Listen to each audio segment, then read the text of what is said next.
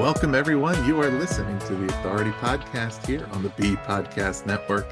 Thanks, as always, for being with us. Pleased to have you here for this conversation, which will be a nice companion to our previous episode. And it'll dive a little further into topics around school culture, student behavior, and compassionate school communities. My guests are Charle Peck and Josh Stamper. Charle is the co-author, in addition to the book we're discussing today, she's also the co-author of a book called Improving School Mental Health, Thriving School Community Solution, a revolutionary program to optimize student learning outcomes and well-being. She holds an MS in education and an MS in social work, and is a 20-year veteran of K-12 education. Her unique lens as a high school teacher turned clinical therapist and her work with adolescents and families in crisis makes her stories relevant and captivating to those struggling in today's system. We hope to hear some of those today. And Josh is a dedicated educator, speaker, author, and creator of Aspire to Lead. With a rich background in teaching and school administration, he brings invaluable insight into the challenges and opportunities within the education system. His personal journey as a struggling student, combined with 9 years of experience as a middle school administrator, fuels his passion for creating supportive and transformative learning environments.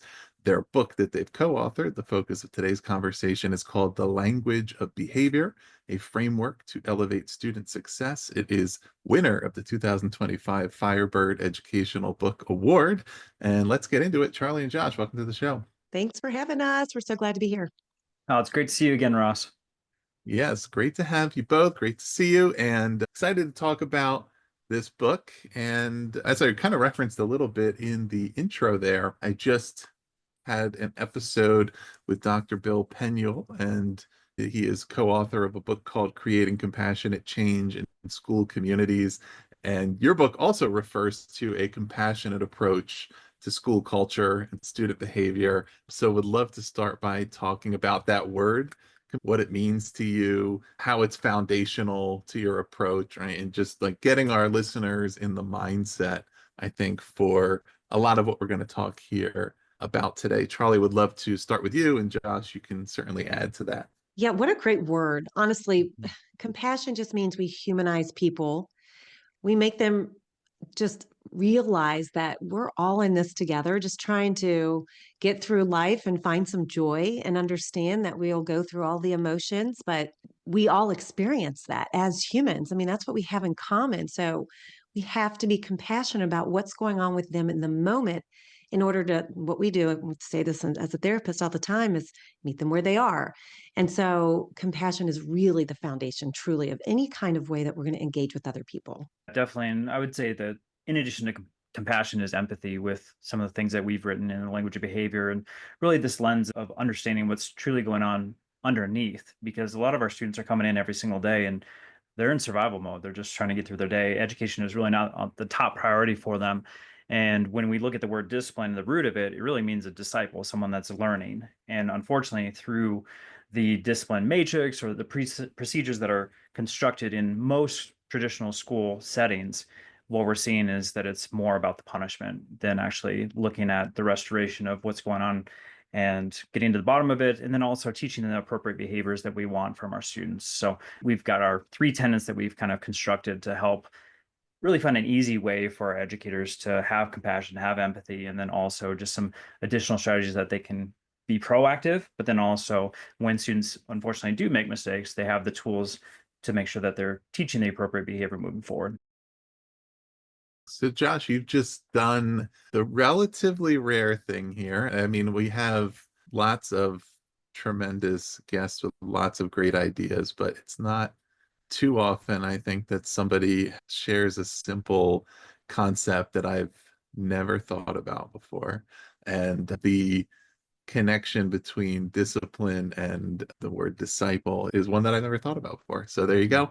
And would love to dive into that a little bit more. And I have, a note here. You write about some of the outdated disciplinary practices in schools, and now thinking about the connection, right, between that word and how it might connect to our outdated model of what the relationship between educator and student is, what the student's supposed to be, and how those practices then we would understand why they need to be updated based on updating that understanding, right? And so would love to spend a little more time on that.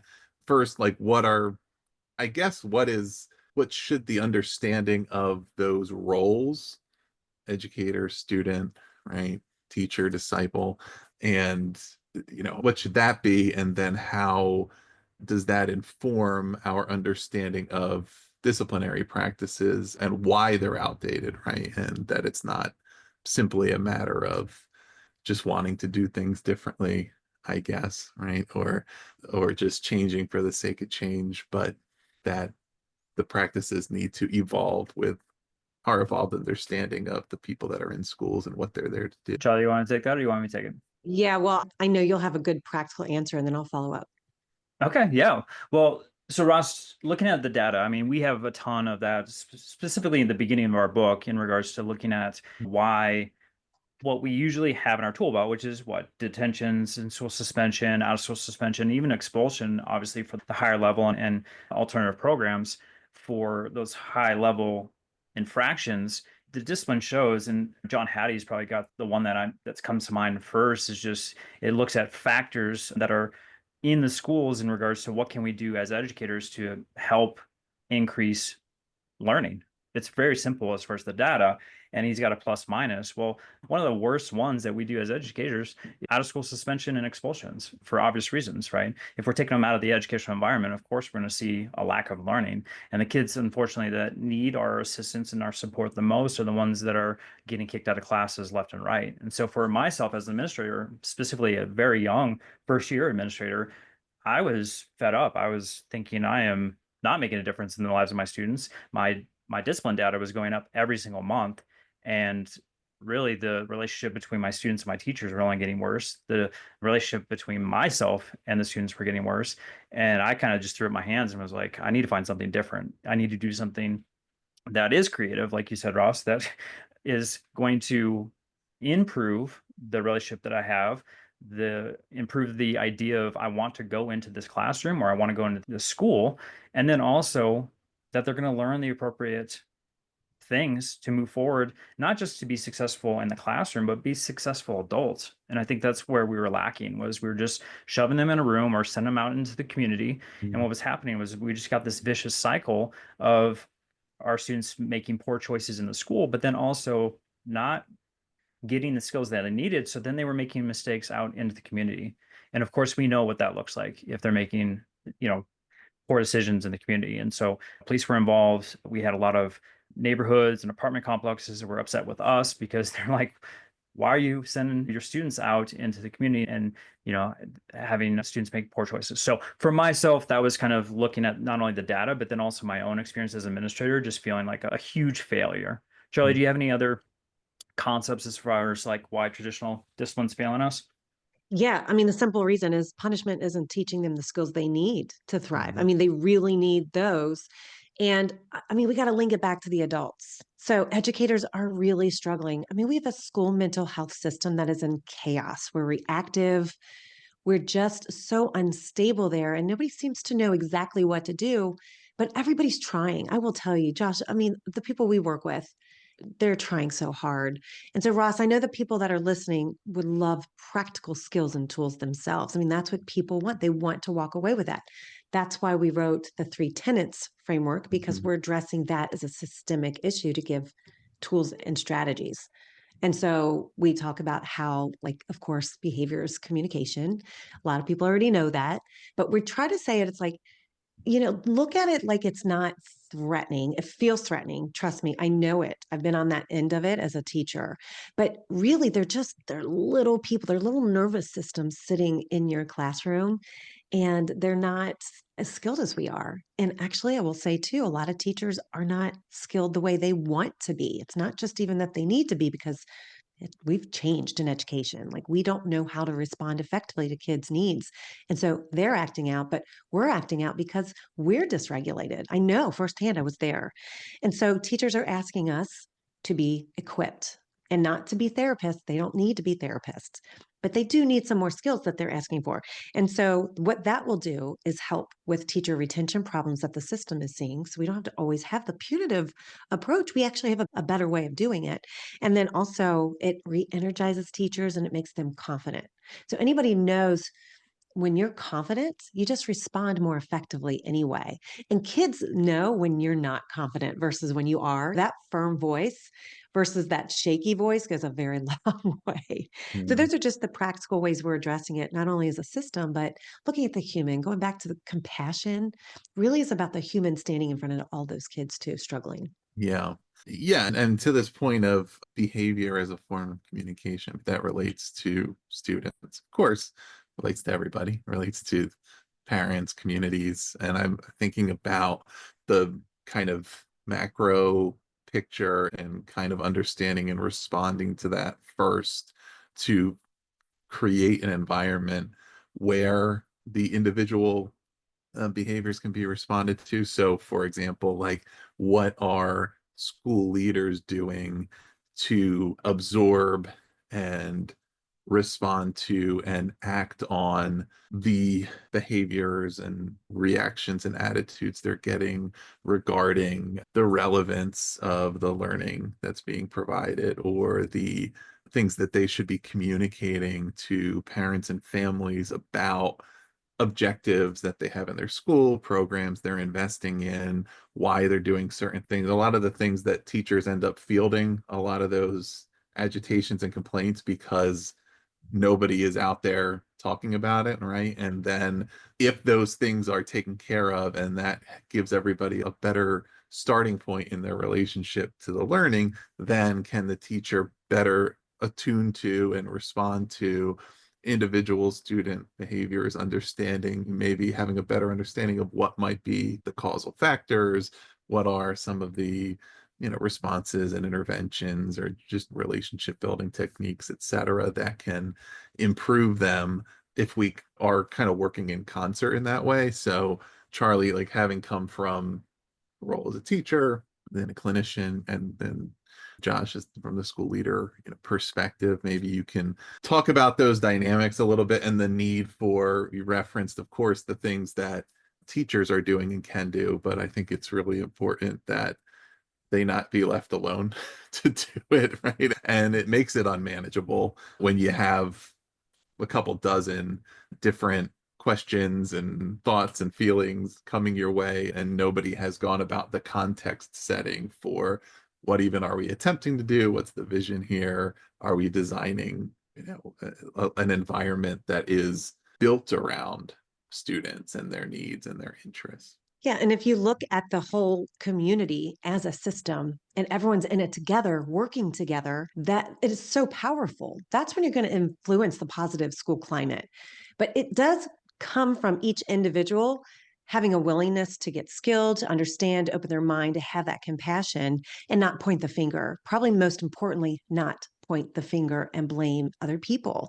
Because the real change, as we all know, comes from within ourselves. It always goes back to that, no matter what.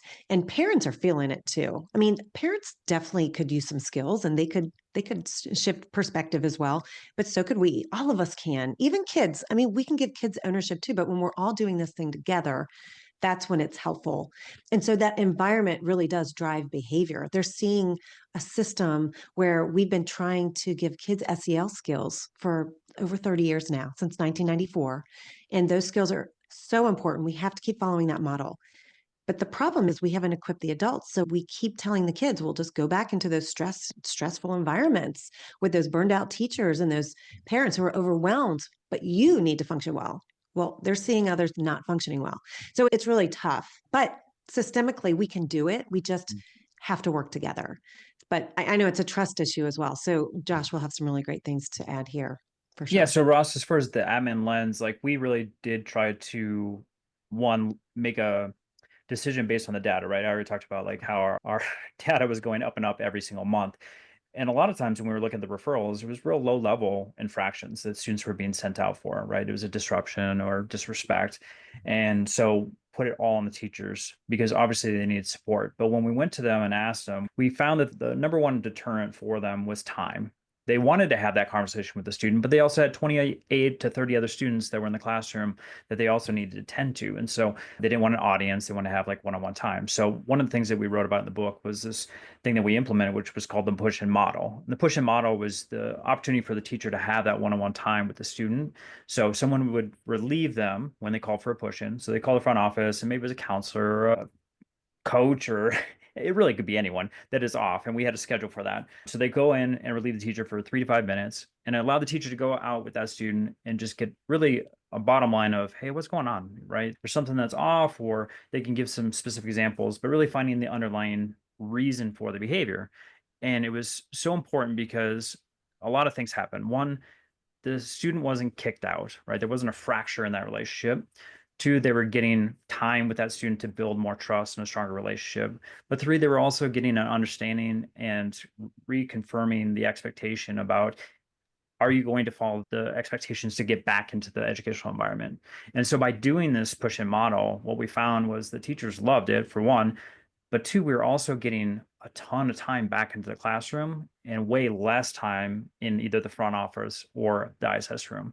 And so because of that, we saw a direct relationship, obviously, with grades, but then also our state testing. So we literally gave our teachers time, but we also gave our students thousands of minutes back into the classroom. Yeah, I'll add to that too, because it really is that team approach is so critical. And Josh and I talk about this a lot. One of the first things that we address is the student referral process, because what we're finding is the teachers feel like they're completely alone. And loneliness underlies so many issues in mental health, not only with kids, but clearly with adults as well. I mean, it is so polarizing too. It feels you just don't function at your best. And so that student referral process, what happens is we learn to communicate, and the teacher learns to pass the kid off with people who are more skilled. And now the therapeutic or the school counselor, or the social worker, they can take care of those skills. But here's what I found when I was teaching. If I had a student that I was really concerned about, and I referred them, I sent an email or I verbalized it, I didn't know that anything was happening with them. I couldn't trust that anything was happening with them. So I didn't refer them. I took that on myself because there wasn't communication back.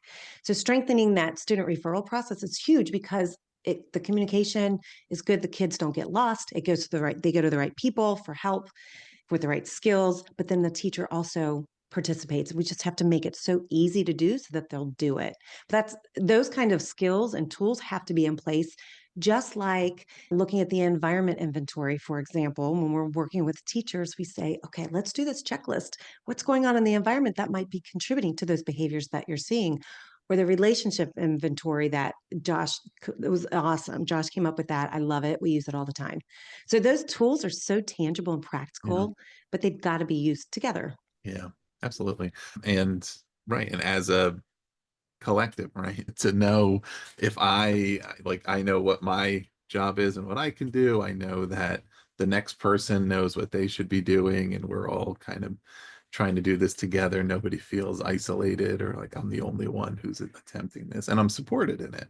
If I'm a teacher, that when I'm use judgment to respond in the way that we feel is effective, that decision will be supported, that I'll maybe get help if needed, but also just have backup to say, yes, this is what we're supposed to be doing here, right?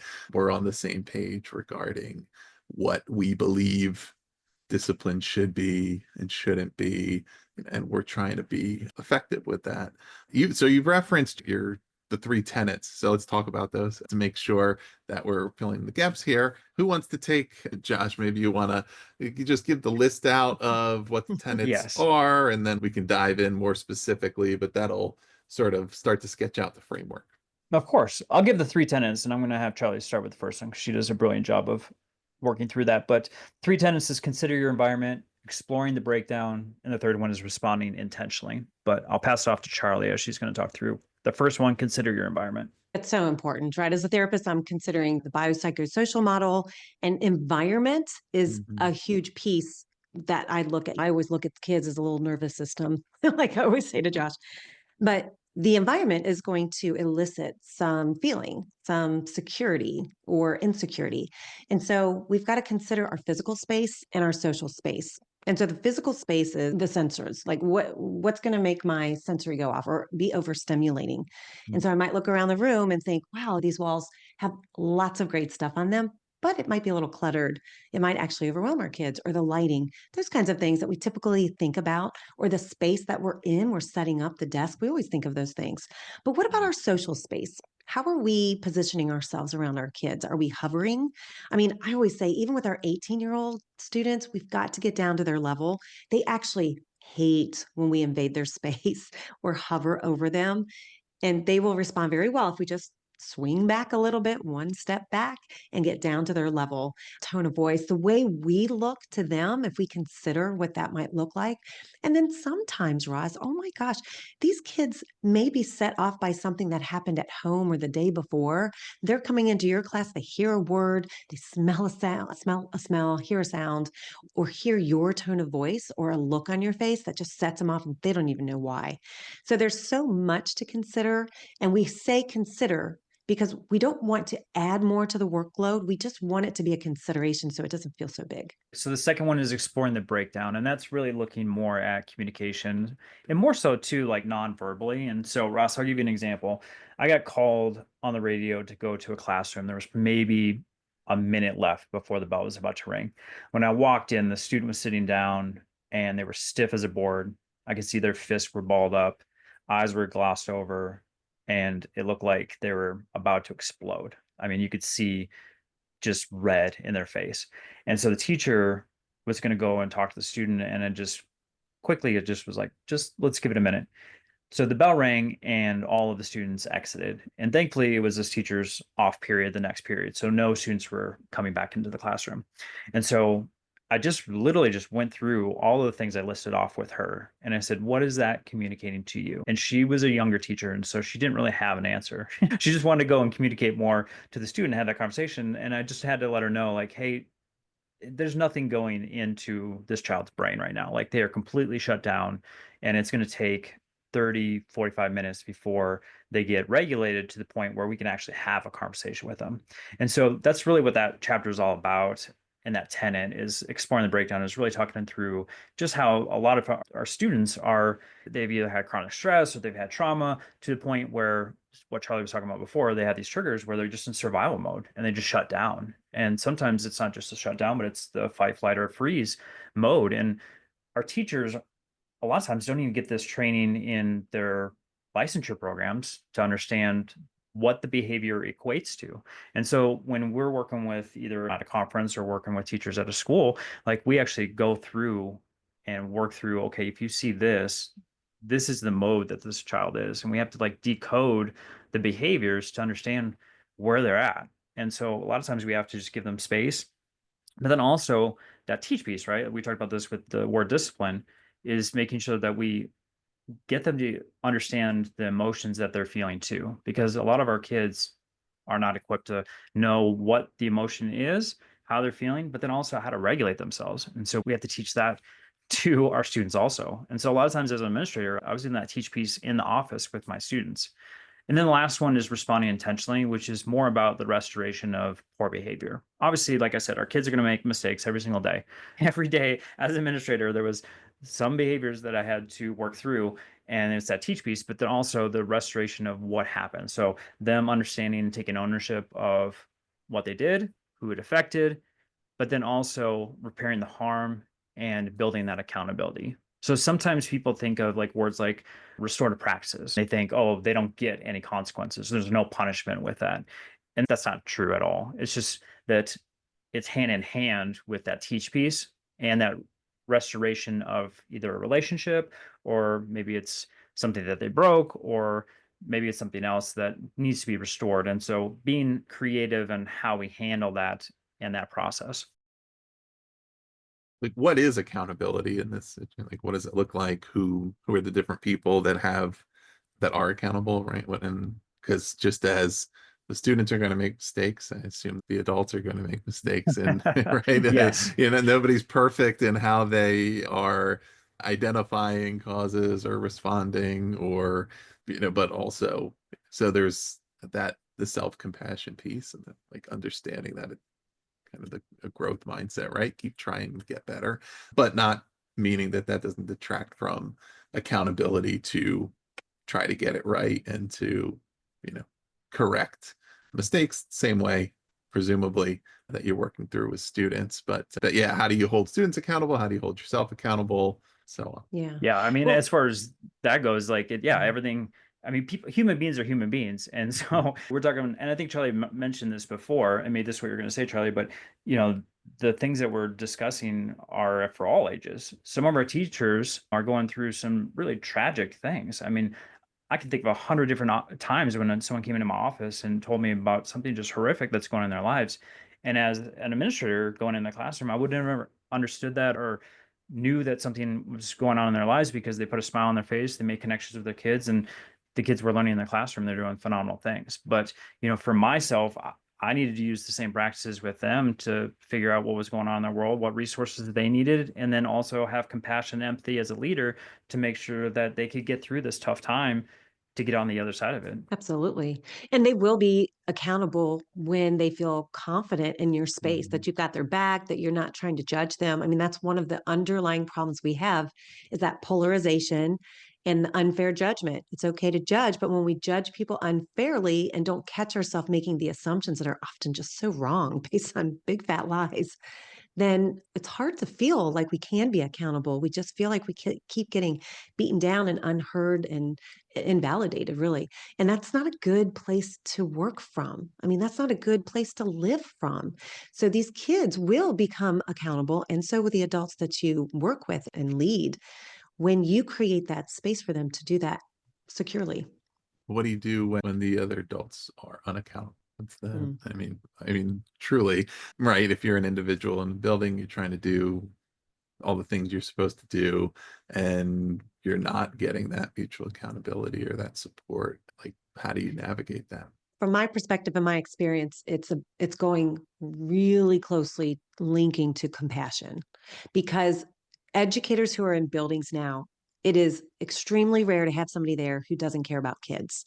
Now, I'm not saying in the moment they're showing that they care, but they don't stay there. They don't, they're not staying in education because the system is working for them or their pay and all of that. They really do care about kids and change and helping kids get to where they need to be. And so if they're not being accountable, there's something there that they haven't worked out. There's someone in that system or something in the system that has let them down over and over and over. And so I think just trying to reach them and maybe not trying to fix them, just trying to say, listen, I don't really know what's going on. But again, I'm going to meet you where you are. You're doing this for a reason. If they're crossing lines with kids, absolutely not. We're not going to allow that. But it goes back to support and compassion. Like, how can I help you? What's going on? What do you need that can help you do your job better, that I can help you with? Keep it Yeah. really simple.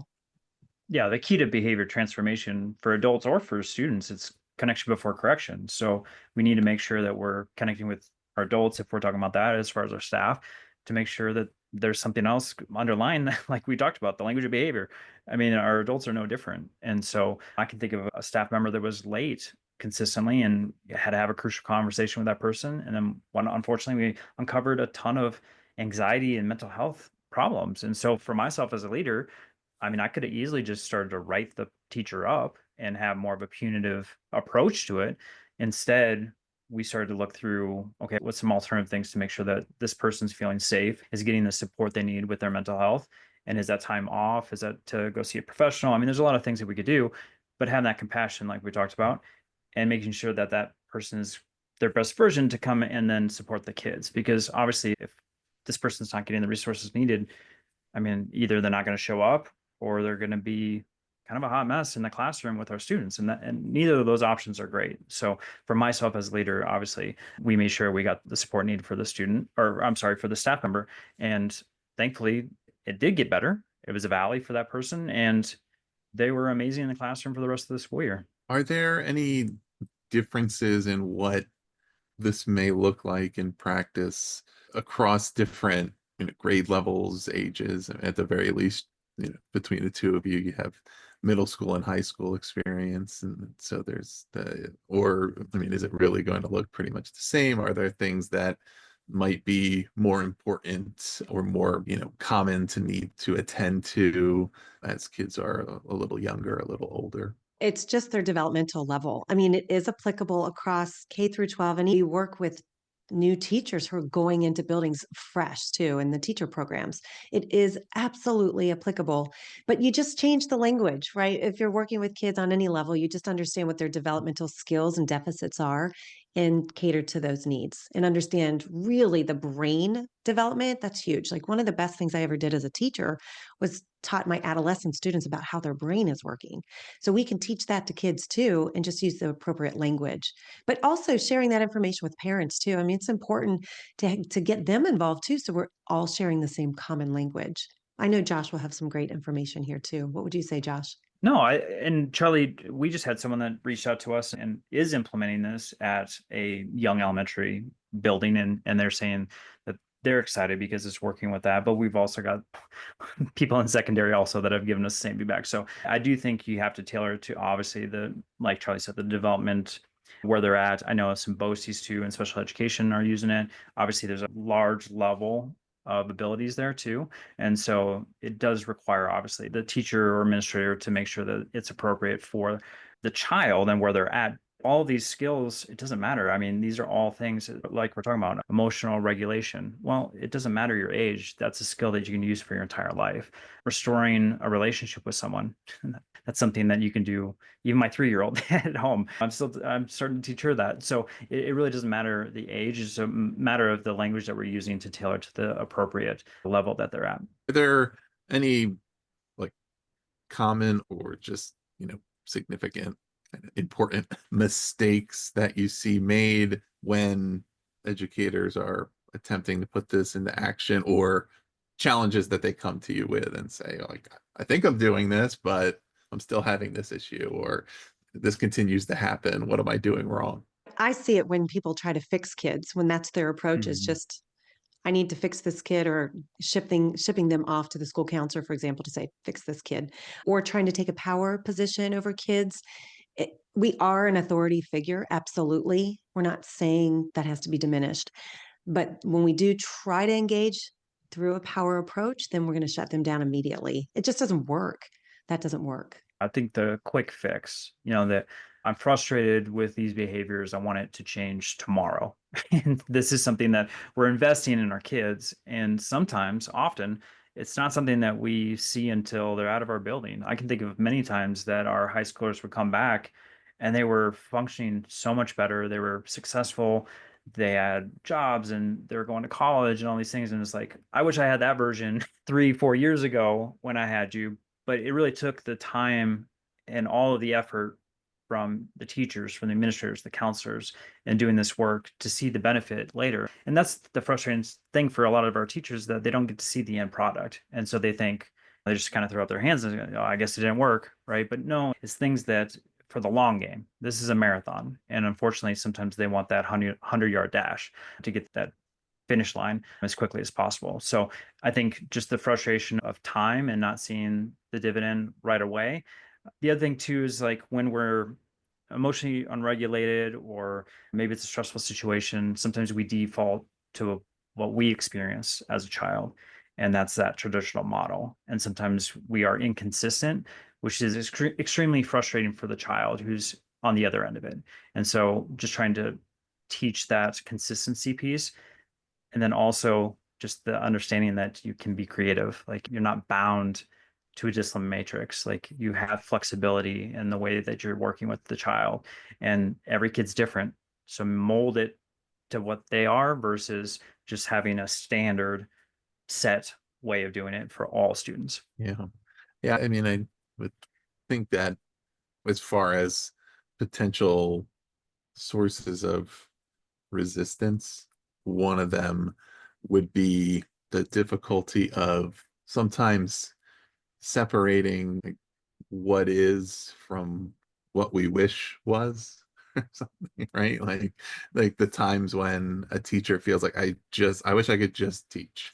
like I have this thing that I want my kids to learn, and why can't I just do that right now and not have all these other things happening. And not because I don't care about having a positive influence on it, but because it just feels like there's always an additional thing that is drawing energy and attention away from the way I set my goals when I woke up this morning, right? Or what I believe the objectives were. And sometimes too, I mean, it does feel as though, in not exclusively in schools, although it certainly comes up in schools, but it comes up in all areas of development and communities, like a an inaccurate view of how things are now compared to how they supposedly used to be. And things like, well, how we this is how we used to do it in school, so we should do it that way. And like, that may not even necessarily be so, or it might be, well, yes, there were things that were neglected and overlooked, right? And that we kind of forget about what were the negative outcomes of not paying attention to certain things, right? When there was no intentional approach, maybe it felt easier, but what we've learned over time is that we're not okay with some of those outcomes, with students either not completing school or getting into trouble or having negative outcomes in other areas of their life, or having mental health difficulties that go unaddressed, right? But I guess, to kind of form it into a question, what what can some of those conversations look like? Maybe it's an educator seeking out somebody to talk to and talk through those frustrations, right? Or just kind of wrap their head around, okay, right, I'm having this challenge here, and it really feels like it's making it difficult to accomplish this other thing, right? To your point, Josh, about we can't always see the end product. Like, you can't control what happened in the years prior to those kids getting into your classroom, right? You of course can't control all the things that are happening out of school, but you also can't control if they're behind academically when they get to your class, or if they are having other behavioral issues that have gone uncorrected and unaddressed, and you're having a starting point that feels more difficult than what you would have hoped for. Helping them to make as much progress as you possibly make doesn't necessarily mean that by the end of your time with them, you've accomplished everything that you wish would have been accomplished, but it doesn't mean that it wasn't really important. But I guess, how can educators support one another, seek out those conversations, right, for themselves, to kind of have the resilience and perseverance to make it through those difficult times when there's a lot of things that they're challenged by. So, Ross, I'm going to talk about something that Charlie and I work with districts on, specifically at the school level, but something I used to implement and really at every campus was a relationship action team. And this group was a small group of individuals that came together exactly for what you're talking about. One, it was to learn about new strategies. Two was to implement, and three was to support others that were in that group. And it was always a small group to begin with, but we had some rules about the relationship action team. One, when you entered the door into the meeting, each meeting, you had to make sure that you left all your biases at the door, right? We always come with stuff through our experiences or things that we have as far as our belief system. And so we want to make sure that everyone had an open mind. Two was everything that we learned and that people brought to the meeting, we had to implement it in our classrooms. It was a safe space. You could fail at it or you could be successful. If it was successful, we wanted to make sure that you continue to implement it every single day within your classroom. And the last thing was, once it worked, we wanted you to share it out with a neighbor, a peer. And so our teachers did that often, where something was working, they would share it out to someone else, and then they would invite them to the relationship action team. So with every relationship action team that's been built, it always is a small group, but it ends with a very large group by the end of the school year. And the reason for that is our teachers are struggling. They want to know, okay, what are you doing in your classroom with Billy that I'm not doing, where you're seeing success and I'm not, right? And then that other piece is, I'm frustrated and I want to make sure that I'm in a community that's healthy and helping other folks. And so typically, I know from my own experience, it was usually more than half the staff by the end of the school year that was a part of this relationship action team. So it was really easy, as far as we're talking about campus culture, of shifting that campus culture to be open-minded, trying new things, and then keeping the things that are working for our teachers and our campus and our students, to then push it so that it's campus wide, because the majority of folks are within this mindset and the majority of folks are working and implementing these things. Yeah. And it's like having the dream team, right? It's the team approach, then you're never doing anything alone. It's just never, we talked about that before. That loneliness is crucial. But also, that's why we need training to align to what education is now and in the future. It's just not the same. Everything's changing so rapidly.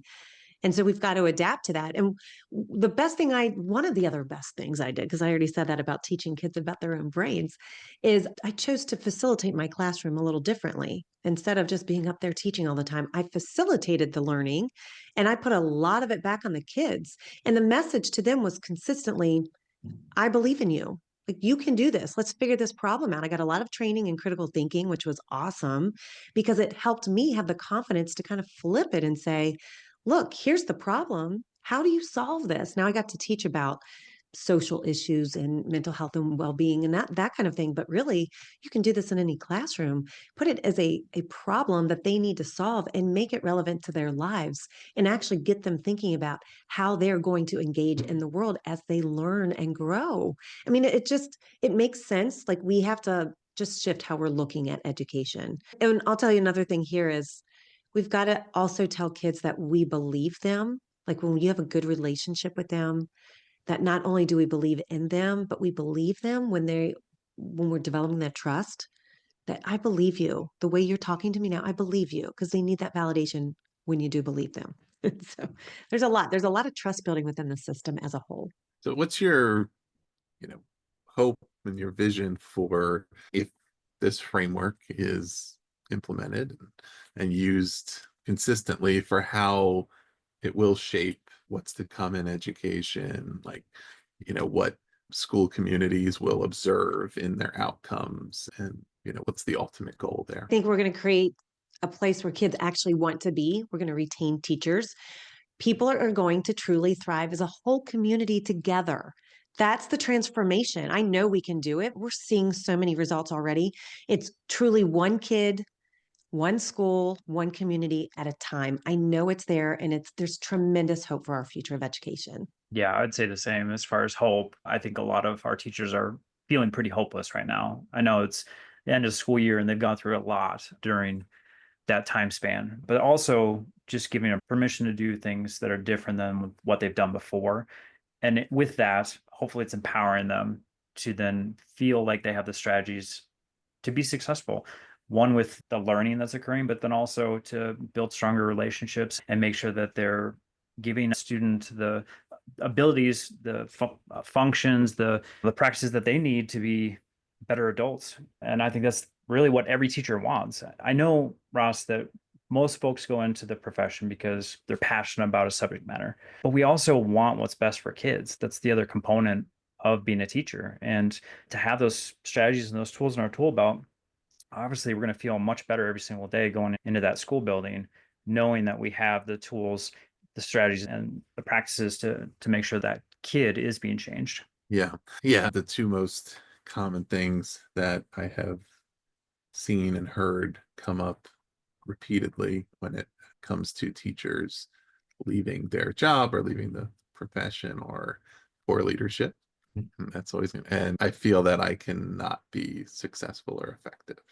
And certainly that all applies here in if I cannot overcome some of this, or I'm feeling like consistently we're not able to get to teaching and learning, or we're not having any kind of an organized plan around developing relationships, improving and addressing behaviors, like having kids ultimately exit school with knowledge and prepared for positive outcomes, right? Then why do it if it's not working? And so critically important for schools to have an approach here, for individual educators to have tools as well, and to all the things that facilitate effectiveness and make it possible to get to those, those higher level objectives. Listeners, we are going to put the link below to where you can find the book. And we also are going to put links below to the respective websites and other resources.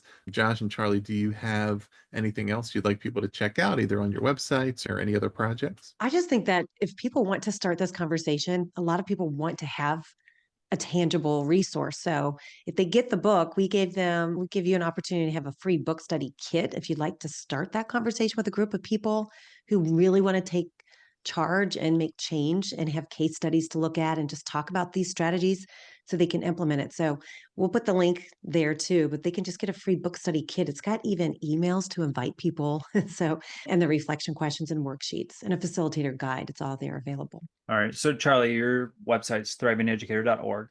Mine is joshstamper.com. But if you go to joshstamper.com/language of behavior, that's where our podcast is held. And then we also have a bunch of free resources there.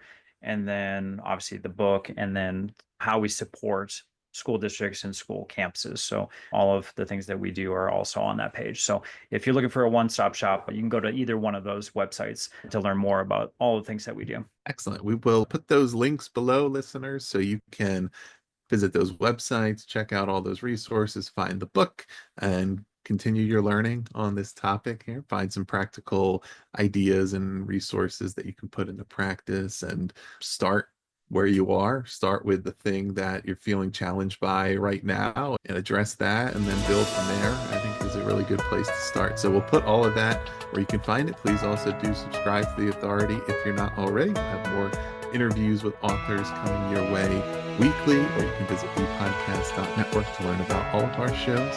Charlie and Josh, thanks so much for being here. Thank you. Appreciate it.